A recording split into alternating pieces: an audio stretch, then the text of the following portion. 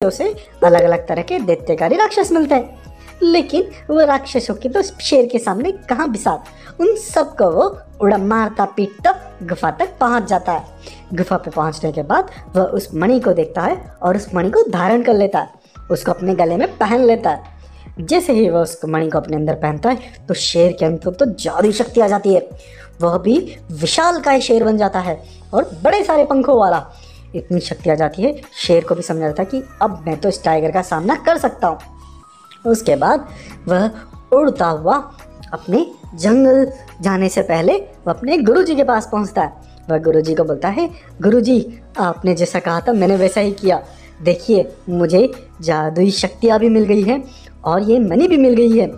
तब गुरुजी बोलते हैं, हाँ बेटा, ये पूरी शक्ति आप काम करने के बाद इस मणि को वापस वहीं पे रख देना, क्योंकि ये मणि वहाँ पे रहने पे बुरी शक्तियों को भी कंट्रोल करके रखती है। इस मणि के वहाँ होने की वजह से ही वह जो बुरी शक्तियों का राजा है वह इस दुनिया में आ नहीं पा रहा। उसे इस तरह के टाइगरों की जरूरत पड़ रही है बुराइयाँ फैलाने की, इसलिए इसका यूज करने के बाद इसको वापस वहीं पर रख देना।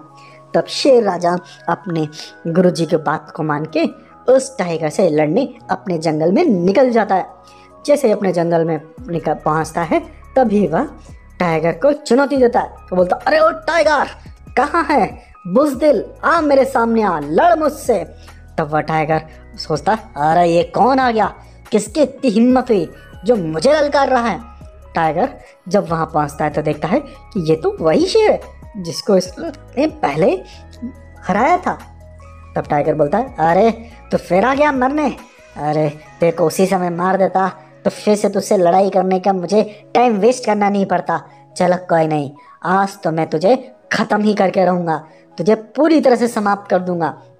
उसके बाद टाइगर और शेर में लड़ाई शुरू हो जाती है, लेकिन इस बार जब टाइगर शेर पे अपनी जादुई शक्तियाँ फेंकता है तो शेर के पास में एक गुंबद बन जाता है और जादुई शक्तियाँ उस पर पहुँच ही नहीं पाती। उसके बाद जब टाइगर भाग के उसे पंजा मारने की कोशिश करता है लेकिन पंजा भी उस तक पहुँच ही नहीं पाता। लेकिन जब शेर अपनी जादुई शक्ति का इस्तेमाल टाइगर पे करता है तो टाइगर तो गिर जाता है उल्टा होके। तब टाइगर समझ जाता है, अरे ये क्या, इसके पास तो शायद मुझसे भी ज़्यादा ताकतवर शक्ति आ गई है, मुझे यहाँ से निकलना पड़ेगा। तब टाइगर वहाँ से निकलने की कोशिश करता है, लेकिन शेर उसे वापस से रस्सी में बांध देता है और उसको बहुत मारता है। और उसके बाद टाइगर इतना मार खाने के बाद माफ़ी मांगने लग जाता है। बोलता, अरे शेर राजा जी मुझे छोड़ दो, मैं आपसे कुछ भी नहीं करूँगा, किसी भी जंगल पे राज नहीं करूँगा।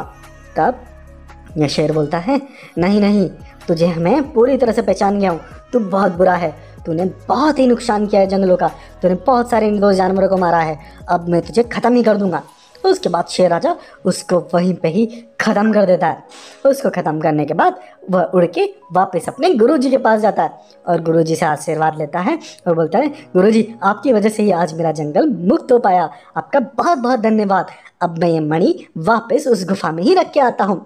तब शेर उड़ा उस गुफा में जाता है, उस गुफा में जाके उस मणि को वापस वहीं पर रख के वापस अपने जंगल आ जाता है और जंगल में आने के बाद अपनी बीवी के साथ और जंगल की प्रजा के साथ खुशी खुशी रहने लग जाता है और जंगल में फिर से शांति स्थापित हो जाती है। इस तरह से कहानी का आता है अंत।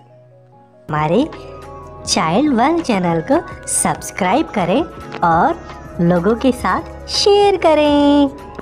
हैप्पी